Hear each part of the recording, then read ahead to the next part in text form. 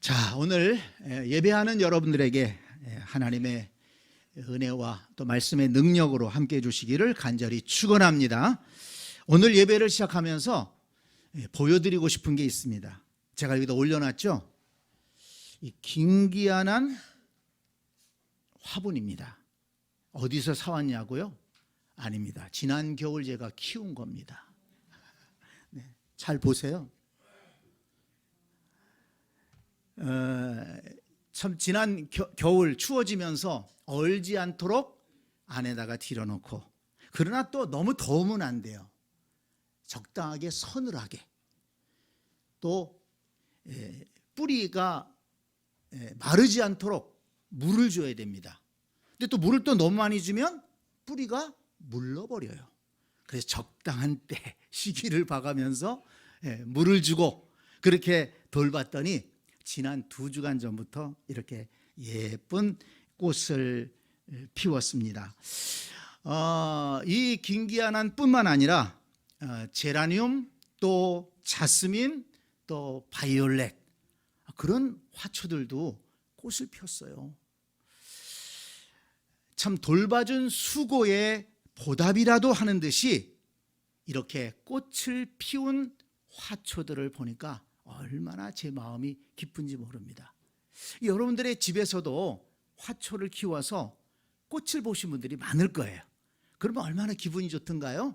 사진을 찍어가지고 그 카톡 대문 사진에 올려놓기도 하고 또 자랑하기도 하지 않습니까? 그만큼 돌본 것에 이렇게 결과가 좋다는 것은 참 우리에게 기쁨이 되는 것 같습니다. 그런데 이 꽃들을 보면서 저는 하나님 아버지의 마음을 생각해 보았습니다. 하나님께서도 우리 성도들을 부르시고 돌보시고 도와주셨는데, 하나님도 우리의 삶 속에서 아름다운 꽃을 피우기를 기대하시는 줄 믿습니다.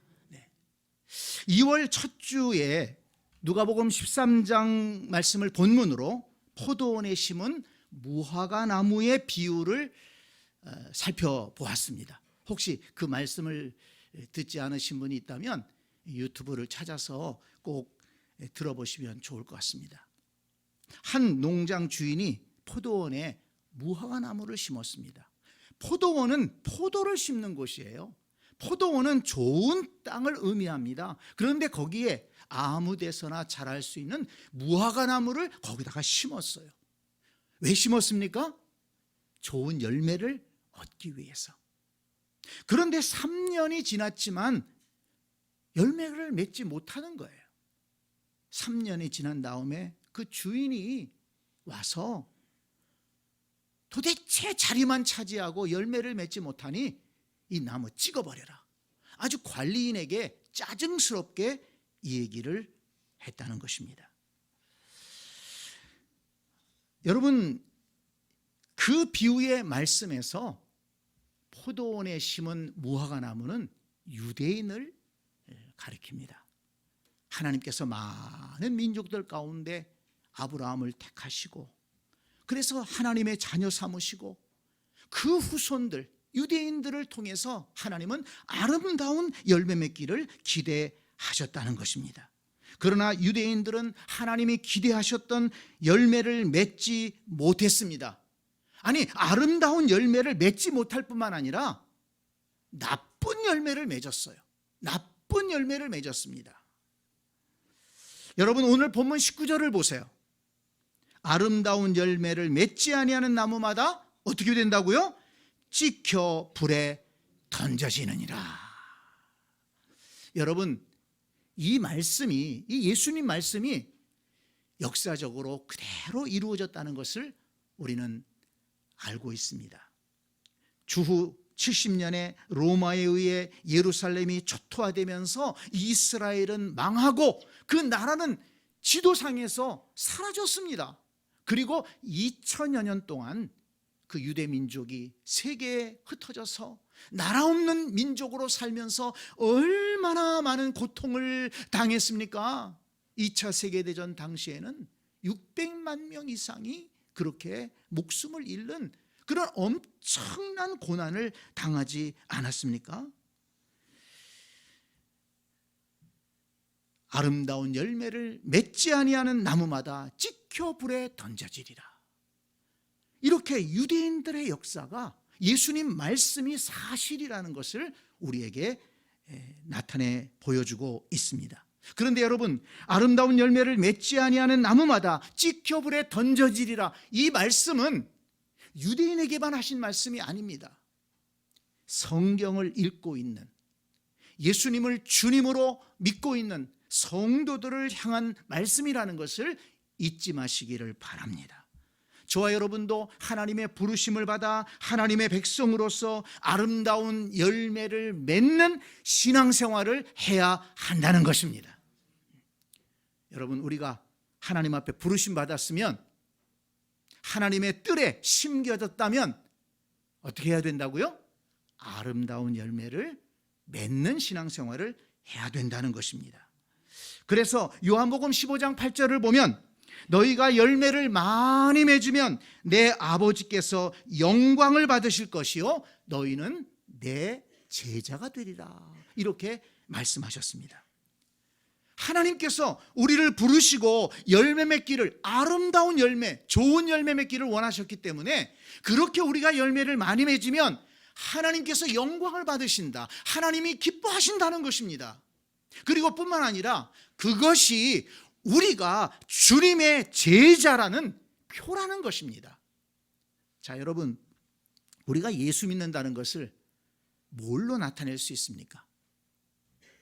자, 21절 말씀을 볼까요? 오늘 본문 21절을 보세요. 나더러, 같이 읽습니다. 나더러 주여 주여 하는 자마다 다 천국에 들어갈 것이 아니요 다만 하늘에 계신 내 아버지의 뜻대로 행하는 자라야 들어가리라. 그 다음에 그날에 많은 사람이 나더러 이르되 주여 주여 우리가 주의 이름으로 선지자 노릇하며 주의 이름으로 귀신을 쫓아내며 주의 이름으로 많은 권능을 행하지 아니하였나이까 하리니. 그랬습니다. 여러분, 우리가 주님의 제자라는 것을 뭘로 나타낼 수 있습니까? 주님, 주여, 주여, 주님을 찾는다고, 그래 너 주님의 제자다, 이렇게 인정받는다는 것입니까? 우리의 이름이 새샘교회 교족부에 있다고 해서 너 주님의 제자다, 그렇게 인정하신다고 하는 것입니까? 아니면 우리가 주님의 이름으로 뭐 엄청난 일을 하고 때로는 능력을 행하고, 내가 목사 노릇했기 때문에 그래 너 주님의 제자야, 내가 교회의 장로로서 몇 년을 섬겼고 내가 교회에서 어떤 일을 했고 그래 그렇게 했어? 너 주님의 제자야. 그것이 기준이 아니라는 거예요. 제 얘기가 아닙니다. 성경 말씀에서 분명하게 말씀하고 있어요. 자, 여러분 보세요. 15절을 보세요. 거짓 선지자들을 삼가하라. 양의 옷을 입고 너희에게 나오나 속에는 노략질하는 일이라. 그들의 열매로 그들을 알지니. 거짓 선지자들 겉으로는 양의 옷을 입었어요. 거룩했습니다. 야, 저 선지자들, 예수님 당시에 제사장들, 서기관들 거룩한 일에 헌신했습니다. 누구보다도 율법을 잘 지키려고 했습니다. 멋있는 의복을 입고 예복을 입고 걸어 다녔습니다. 시간만 되면 손을 들고 기도했습니다. 사람들에게 구약 성경을 가르쳤습니다. 누가 좀 율법을 어기면 따졌습니다. 너 그렇게 살면 안 돼. 그런데 여러분, 예수님께서 뭐라고 말씀하십니까? 그들의 열매로 그들을 알지니. 그들의 겉모습이 아니라 그들의 속사람에서 나오는 그 하나님을 향한 신앙이 올바르냐, 그들이 영적으로 맺고 있는 열매, 겉으로 행하는 것이 아니라, 그들이 가지고 있는 직분이 아니라 그들 속에서, 그들 속사람이 정말 하나님 앞에 바르게 서 있느냐, 하나님이 기뻐하시는 일을 하고 있느냐, 이것이 중요하다는 것입니다. 다시 한번 21절을 보세요. 나더러 주여 주여 하는 자마다 다 천국에 들어갈 것이 아니요. 누가 들어간다고요? 다만 하늘에 계신 내 아버지의 뜻대로 행하는 자라에 들어가리라. 여러분, 이 말씀을 잊지 마시기를 바랍니다.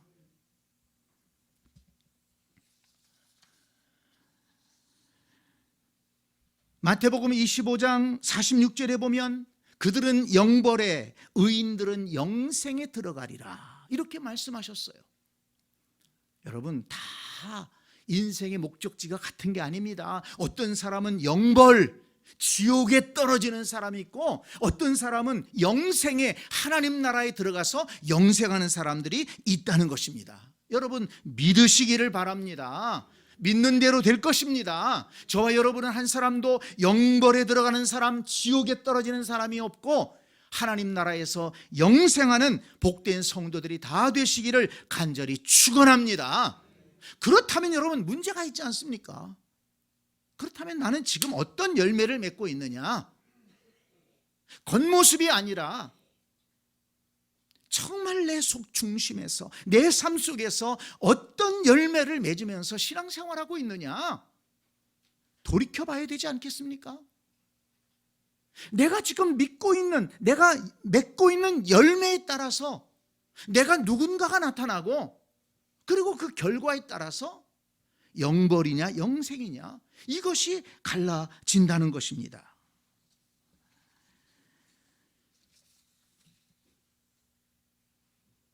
오늘 우리가 자칫 착각할 수 있습니다. 22절 말씀에 보면 그날에 많은 사람들이, 주님께서 심판하시는 날 많은 사람들이 주여 주여 주의 이름으로 내가 선지자 노릇하지 않았습니까? 주님의 이름으로 내가 목사 노릇하지 않았습니까? 주의 이름으로 귀신을 쫓아내지 않았습니까? 주님, 제가 능력이 있었습니다. 주님의 이름으로 많은 권능을 행하지 않았습니까? 근데 주님께서 내가 그들을 알지 못한다, 이렇게 말씀하시는 겁니다. 여러분, 선지자 노릇한 게 잘못된 게 아니에요. 병든 자를 위해서 기도하고 그 기도를 통해서 하나님이 치료해 주시고, 그게 잘못된 게 아니죠. 많은 권능을 행했다, 그게 잘못된 것 아니죠. 우리가 그렇게 해야 됩니다. 그렇지만 하나님께서 정말 원하시는 것은 무엇입니까? 우리의 속사람이 하나님 앞에 바르게 서는 것이고, 하나님이 원하시는 열매를 맺으면서 살아가는 것이라는 사실을 잊지 마시기 바랍니다. 그렇기 때문에 여러분, 우리가 우리의 삶을 돌이켜봐야 되는 거예요. 우리의 신앙생활을 돌이켜봐야 되는 것입니다. 나는 지금 하나님 앞에서 어떤 열매를 맺고 있느냐? 나의 언행 심사를 통해서 어떤 열매가 맺어지고 있느냐? 한 번쯤은 진지하게 생각해야 되고, 아니, 한 번이 아닙니다. 사실은 날마다 생각해야 되는 거예요. 저 같으면 목사를 주장할 것이 아니라, 하나님, 오늘 하루도 하나님의 자녀로서 하나님이 기뻐하시는 생각하고 하나님이 기뻐하시는 삶을 살게 해 주옵소서. 매일매일 돌아보고 생각하고 살아가야 되지 않겠습니까?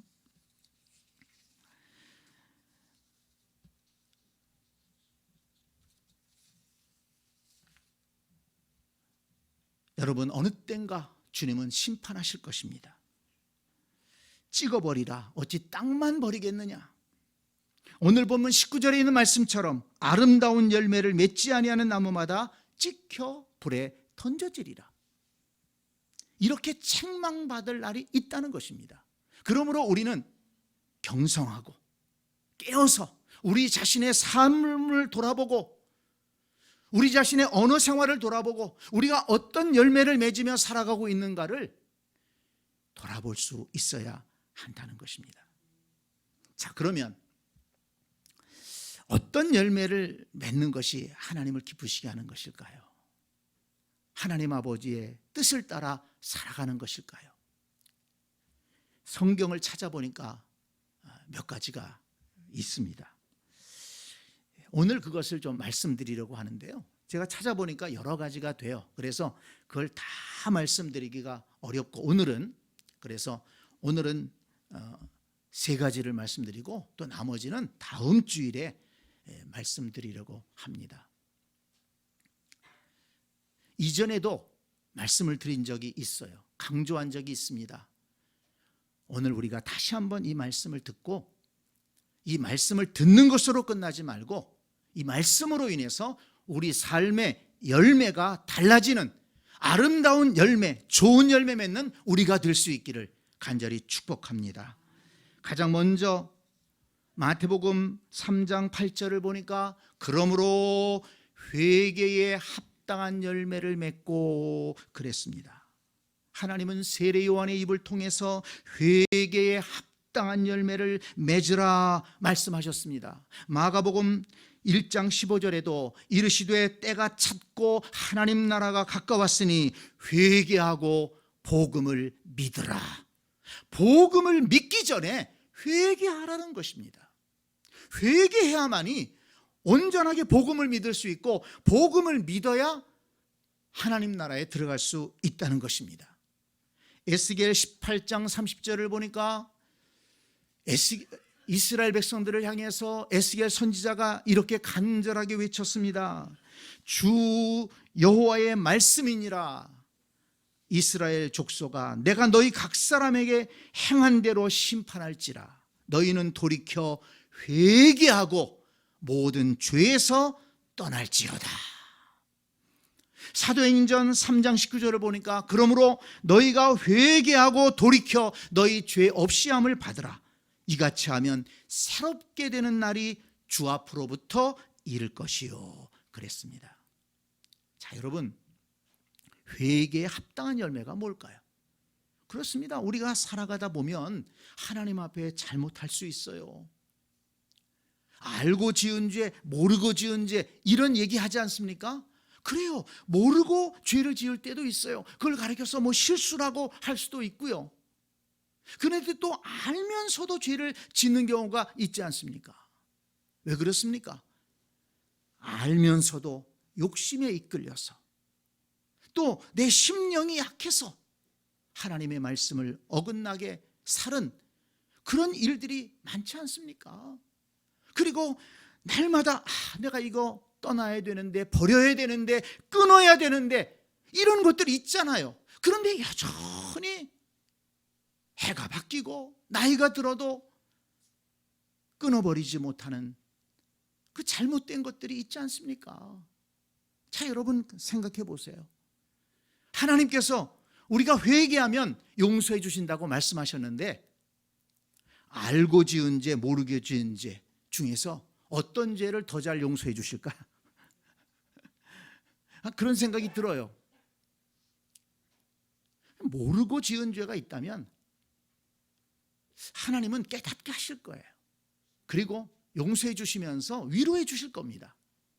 그렇지만 알고 지은 죄가 있다면 그것도 한두 번이 아니고 한 해 두 해도 아니고 계속해서 알고 지은 죄를 계속 짓는다면 그 하나님께서 어떻게 생각하실까? 제가 왜 이것을 강조하냐면 우리 새샘교회 성도들 가운데 새 신자가 많지 않아요. 신앙생활을 오래 하신 분들이에요. 오래 하셨다는 것이 뭘 말합니까? 그만큼 설교를 많이 들었고 하나님 말씀을 안다는 거예요. 뭘 하면 안 되고 뭘 해야 된다는 것을 이미 알고 있다는 것입니다. 그러니까 우리는 알고서 짓는 죄를 줄여가야 되는 거예요. 회개에 합당한 열매가 뭡니까? 분명히 우리는 깨닫습니다. 내가 잘못했구나. 하나님 앞에 참 이거 부족하구나. 이렇게 살면 안 되는데, 여기에다가 시간 많이 쓰면 안 되는데, 여기에다가 돈을 많이 쓰면 안 되는데, 여기에 내가 많이 동참하면 안 되는데 성령께서 말씀해 주십니다.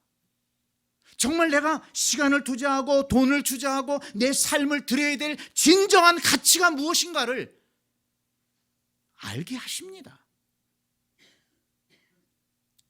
알고 있는 거예요. 그렇다면 회개에 합당한 열매가 뭡니까? 회개하고 하나님 잘못했습니다. 하나님 참 부족합니다. 내가 연약해서 따라갑니다. 그 다음에는 돌이키는 것이죠.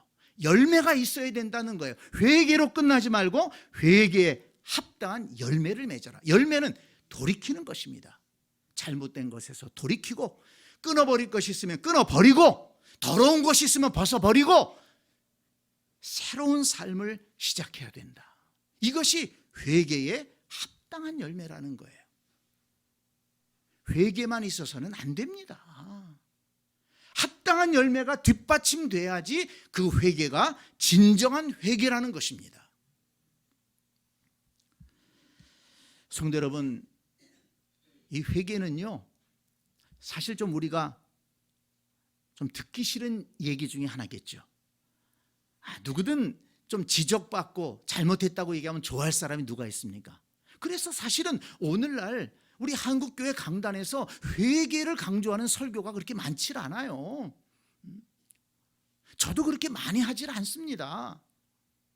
그러나 여러분, 꼭 들어야 될 설교가 사실은 회개에 대한 설교입니다. 왜냐하면 그것이 복된 삶으로 나가는 길이기 때문입니다. 여러분, 이사야 59장 1절에서 이런 말씀이 있습니다. 여호와의 손이 짧아 구원하지 못하심도 아니요 귀가 둔하여 듣지 못하심도 아니라 오직 너희 죄악이 너희와 하나님 사이를 갈라놓았고 너희 죄가 그의 얼굴을 가려서 너희에게서 듣지 않으시게 함이니라. 무슨 말씀입니까? 죄가 하나님과 우리 사이를 가로막는다는 거예요. 하나님과 우리 사이를 멀어지게 한다는 것입니다. 그러면 뭐가 생깁니까? 구원의 은혜가 임하지 않아요. 하나님의 축복이 임하지 않습니다. 하나님의 돌보심이 임하지 않습니다. 하나님이 주시는 기쁨이 우리 속에 없는 거예요.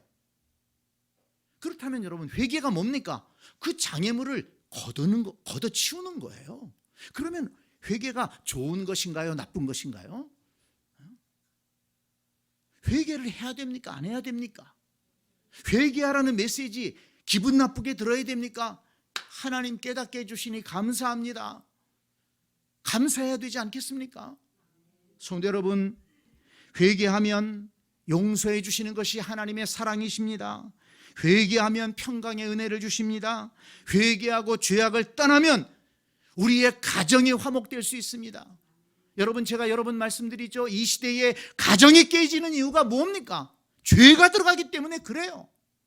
알면서도 죄 짓기 때문에, 죄 때문에 가정이 깨지고, 죄 때문에 자녀들이 불행해지고, 죄 때문에 그 자신이 불행한 인생을 살게 되는 것입니다. 왜 기쁨의 인생을 못 살까요? 하나님께서 가정을 세우실 때는 복된 삶을 위해서 가정을 세우셨는데 그 가정의 행복을 깨뜨리는 게 뭡니까? 에덴 동산에서 쫓겨나게 만든 게 뭡니까? 죄라는 거예요. 성경을 보면서 우리는 분명하게 알아야 됩니다. 에덴 동산에서 그렇게 행복하게 살다가 왜 아담과 하와가 쫓겨났습니까? 죄 때문에 쫓겨난 거예요. 오늘 이 시대에도 죄 때문에 가정이 깨지고 가정의 행복에서 쫓겨나는 사람들이 얼마나 많은지 모릅니다. 그것 때문에 불행해지고 그것 때문에 안타까운 삶을 사는 사람들이 많지 않습니까? 우리가 직시해야 됩니다. 시대정신이라고 그렇게 폄훼해서는 안 됩니다. 그 속에는 하나님이 싫어하시는 죄가 있는 거예요. 육신의 정욕을 따라서 살아가는 못된 심령들이 있는 것입니다.